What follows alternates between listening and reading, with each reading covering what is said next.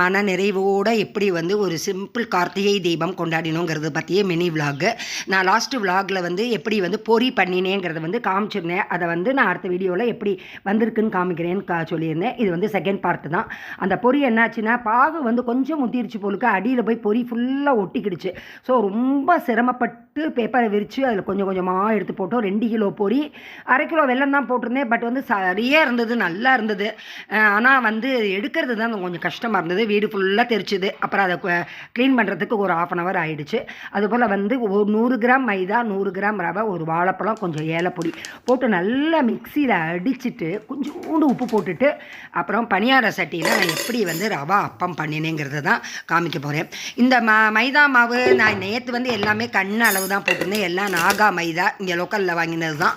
ஆனால் நல்லா இருந்தது, எல்லாமே நல்லா வந்திருந்தது. இந்த மைதா அப்பத்துக்கும் ரவா அப்பத்துக்கும் டீப் ஃப்ரை பண்ண வேண்டாம்.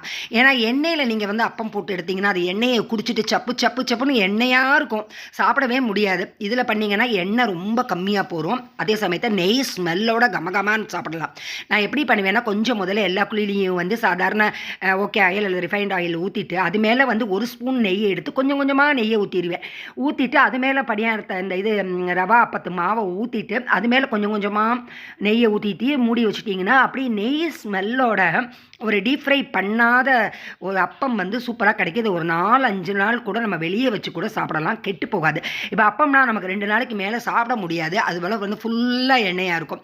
இதுதான் அதுக்குள்ள வித்தியாசம். நான் காலையில் அடமாவு எப்படி, அதாவது துவரம் பருப்பு, நேற்று வந்து வெறும் துவரம் பருப்பு, உளுத்தம்பருப்பு, பச்சரிசி குருணை, புழுங்கலரிசி குருணை 3 போட்டு இந்த சாமிக்கு வந்து நாங்கள் ஆக்சுவலாக வடை பண்ணுவோம்.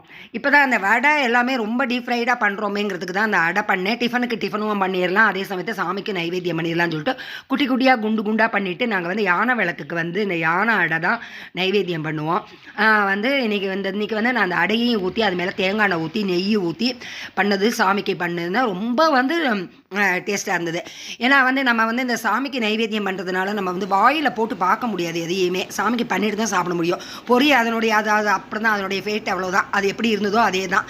ஆனால் வடையும் அப்பமும் ஒரு ஓடு போட்டுட்டு நம்ம எப்படி உப்பு உரப்பு இருக்கான்னு பார்த்துட்டு அப்புறம் கூட நம்ம பண்ணிக்கலாம். ஆனால் நேற்று வந்து நான் ஒன்றுமே வாயில் போட்டு பார்க்கல. பட் எக்ஸாக்டாக அவ்வளோ சூப்பராக வந்திருந்தது. பொரியுமே உதுராக வந்தது. நாங்கள் வந்து பொரி வந்து பிடிக்கி உருண்டை பண்ண மாட்டோம், எப்பயுமே லூஸாக தான் வச்சுருப்போம். ஏன்னா வந்து லூஸ் பொரி தான் நாங்கள் வந்து சாமிக்கு நைவேத்தியம் பண்ணுவோம். அதுபோல் நேற்று வந்து மீனாட்சி அம்மனுக்கு வந்து ரொம்ப திருப்தியாக விளக்கை ஏற்றிட்டு இந்த நைவேத்தியம் பண்ணிவிட்டு நேற்று டின்னரையும் இதோடு சேர்த்து முடித்தாச்சு.